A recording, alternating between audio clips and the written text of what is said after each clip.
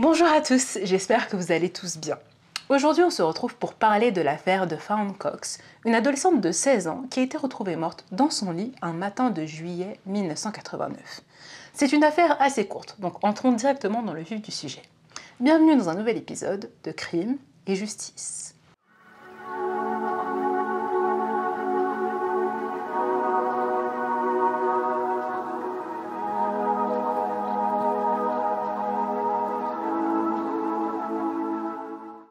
Fawne Cox est née le 24 mars 1973 dans la ville de Kansas City, dans l'état du Missouri, aux États-Unis. Elle a grandi avec ses parents ainsi que ses deux petites sœurs, donc Amber et Felissa, dans une petite maison d'un quartier assez difficile de Kansas City.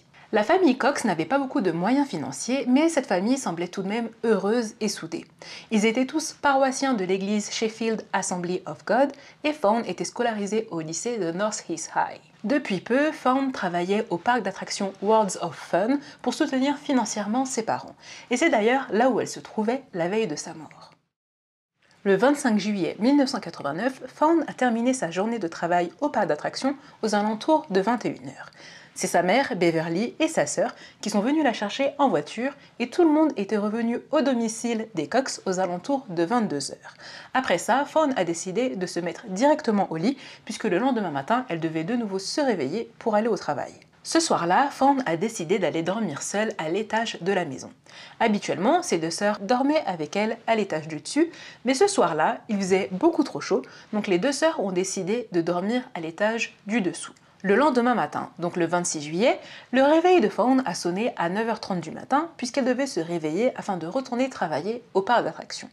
Cependant, après plusieurs minutes, Fawne n'avait pas désactivé l'alarme et n'était toujours pas descendue prendre son petit déjeuner. Beverly et Felissa, donc la mère et la petite sœur de Fawne, ont décidé de monter à l'étage afin de la réveiller.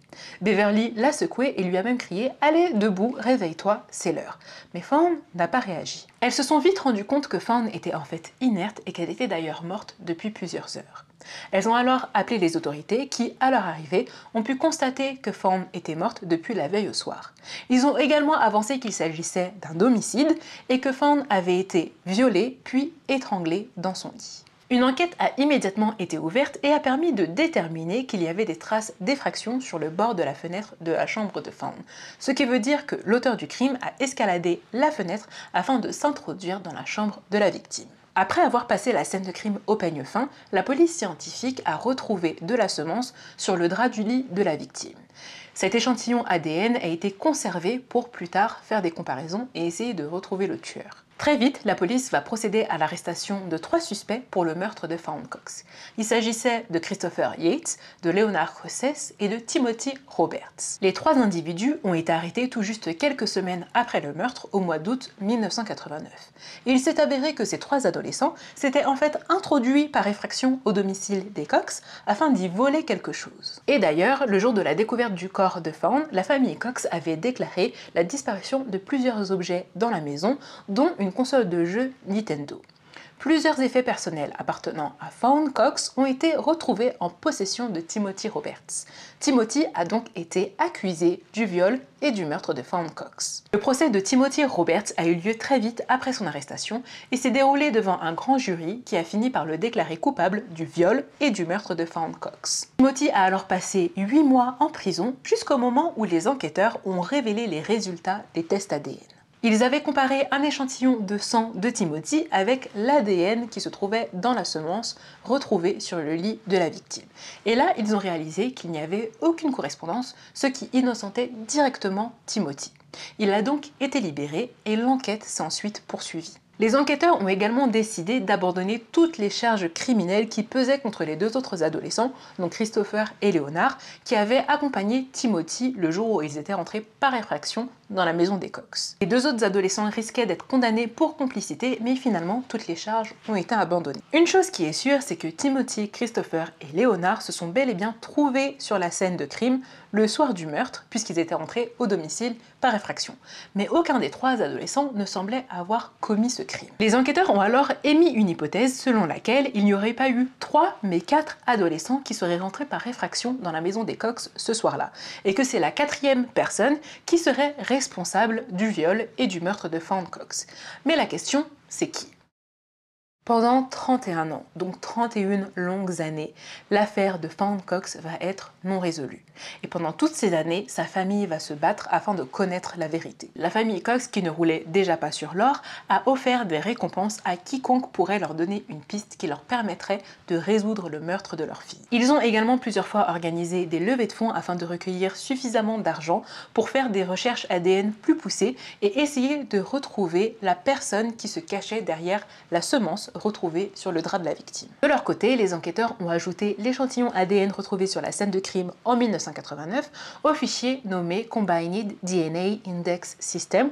Donc c'est une base de données américaine qui regroupe les ADN de toutes les personnes qui ont été arrêtées pour un crime. Malheureusement, les recherches via cette base de données n'ont jamais rien donné, et ce malgré le fait que les enquêteurs l'interrogent régulièrement, même je dirais chaque année, pour essayer de voir si chaque année un nouvel ADN n'avait pas été ajouté et que ce nouvel ADN pouvait ou non matcher avec la semence retrouvée sur la scène de crime. Mais malheureusement, ça n'a jamais été le cas. Et on s'est vite rendu compte que malheureusement pour les enquêteurs, retrouver le meurtrier via cette base de données, c'était limite leur seul espoir.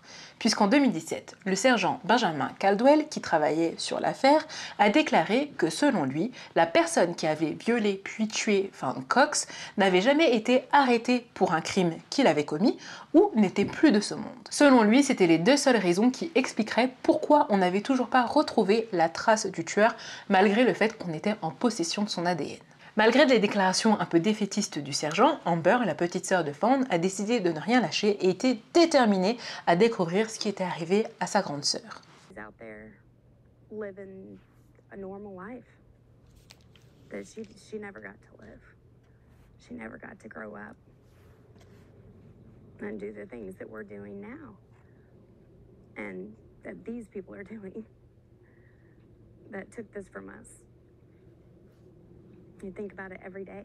Amber s'est mise à éplucher toutes les revues de presse, tous les articles. Elle analysait tous les blogs de true crime qui reprenaient l'affaire de sa sœur.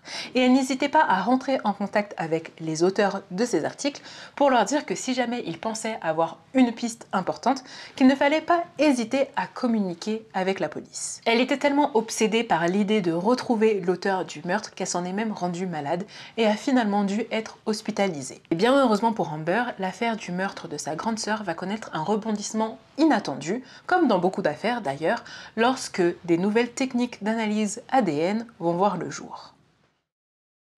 Là, je vais vous parler d'une technique de recherche ADN que j'ai de nombreuses fois abordée dans mes précédentes vidéos, qui est la généalogie. C'est une technique de recherche ADN qui peut permettre d'identifier l'ADN d'un suspect, tout simplement en le comparant avec celui d'un membre de sa famille, proche ou éloigné. Et cette technique est vraiment révolutionnaire, surtout dans le cas où un auteur de crime n'a jamais pu être fiché dans les bases de données ADN de la police et qu'on cherche le meurtrier pendant des années et des années. Donc ce procédé de généalogie est normalement utilisé pour reconstituer par exemple un arbre généalogique, mais le gouvernement a donné l'autorisation aux enquêteurs de parfois utiliser ces bases de données afin de résoudre des crimes. Et la généalogie a déjà permis de résoudre de nombreux crimes, dont récemment la vidéo que j'ai abordée sur le tueur des 4 étudiants en Idaho. Malheureusement, la généalogie est arrivée sur le tard comme mode de recherche pour la police de Kansas City. C'est aussi une technique qui est très coûteuse et parfois les départements de police n'ont pas les ressources financières nécessaires afin de procéder avec cette technique. Et c'est d'ailleurs la raison pour laquelle le département du shérif avait refusé de faire des recherches généalogiques pour retrouver le tueur de Fawn Cox, tout simplement parce que les démarches étaient beaucoup trop coûteuses. Mais à la fin de l'année 2020, le FBI a décidé de prendre les choses en main et de couvrir le coût de toutes les recherches engagées pour réouvrir le dossier de Fawn Cox. Et en tout juste quelques semaines, ils ont pu identifier à qui appartenait l'ADN qui avait été retrouvé sur la scène de crime en juillet 1989. Le 11 novembre 2020, la police a alors révélé l'identité du coupable et on va apprendre qu'il était bien connu de la famille Cox, mais qu'il avait jusqu'à présent été insoupçonné. Donald Cox Jr. a été identifié comme la personne à qui appartenait la semence qui a été retrouvée sur les draps de Fawn au mois de juillet 1989. Vous l'aurez remarqué, le tueur porte le même nom de famille que la victime. Mais du coup, qui est-il ? Donald Jr. était en fait le cousin de Fawn âgé de 21 ans à l'époque des faits. Il était un habitué de la famille et venait souvent au domicile des Cox avant et même après le meurtre. Donc après le drame, il faisait comme si de rien n'était et a continué à rendre visite à la famille Cox comme s'il n'avait pas violé et tué sa propre cousine. Donc Donald connaissait très bien la maison familiale des Cox et d'après les enquêteurs, c'était lui la 4e personne qui s'était introduit par effraction dans la maison le soir des meurtres. Sauf que quand les 3 adolescents ont eux quitté le domicile après avoir volé ce qu'ils avaient à voler, lui était resté, avait violé Fawn et l'avait ensuite étranglé. Et d'ailleurs, la fameuse console de jeu Nintendo qui avait été volée dans la maison des Cox avait été retrouvée au domicile de Donald. Quand Donald et les 3 adolescents se sont introduits au domicile de la famille Cox, les membres de la famille n'ont malheureusement rien entendu. Je vous le rappelle, c'était un soir de juillet où il faisait très chaud, Fawn était seul à dormir à l'étage et tout le reste de la famille dormait sur l'étage du bas, mais avec les ventilateurs à fond, donc personne n'a rien entendu. Beverly, la mère de Fawn, avait cependant remarqué que la chienne de la famille était un petit peu agitée, mais comme la chienne attendait une portée, la mère s'est dit qu'elle était peut-être anormalement agitée à cause de ça. Donc on sait maintenant qui a commis ce crime atroce. Mais il reste une frustration dans cette affaire, puisque Donald Cox Jr. est décédé en 2006, soit 14 ans avant qu'on ne puisse déterminer que c'est son ADN qui se trouvait sur le drap et qu'il était l'auteur du crime. Selon un rapport de police, Donald serait mort des suites d'une overdose aux drogues dures. Donc il ne sera jamais condamné pour le viol et le meurtre de sa cousine. À la découverte de ces informations, la famille Cox, dont les parents de Fawn qui sont encore en vie, ont déclaré être très attristés par cette nouvelle, mais soulagés de connaître enfin la vérité. There's closure. The answers aren't always what we were asking for, but there's closure. The fact that it's someone that you know well and it's actually a relative, how is the family dealing with that? I think we're doing okay. We're doing okay. Just having answers helps. Et voilà, nous sommes arrivés à la fin de cette vidéo. J'espère qu'elle vous a plu. De mon côté, pour vous donner un petit peu mon avis, je trouve ça hyper frustrant. Cette affaire, elle est hyper frustrante, déjà parce qu'elle a mis beaucoup de temps avant d'être résolue. Et là, enfin, quand on tient pour sûr le coupable, il est plus là pour répondre de ses actes, tu vois. Le mec, il est mort 14 ans avant qu'on découvre la vérité. Je trouve ça hyper frustrant qu'on ne puisse pas le traîner devant la justice pour le meurtre horrible qu'il a commis. Moi, je me demande vraiment, déjà comment on peut violer et tuer une personne, déjà ça c'est autre chose, mais là il s'agissait de sa cousine. Et une cousine proche, puisque il portait exactement le même nom de famille, et il avait l'habitude de venir au domicile en fait de la famille. Donc c'est que c'était pas une cousine qu'il connaissait pas ou quoi que ce soit. Non, il savait très bien ce qu'il faisait et à qui il le faisait. Donc je trouve ça vraiment écœurant, horrible, odieux, tout ce que vous voulez.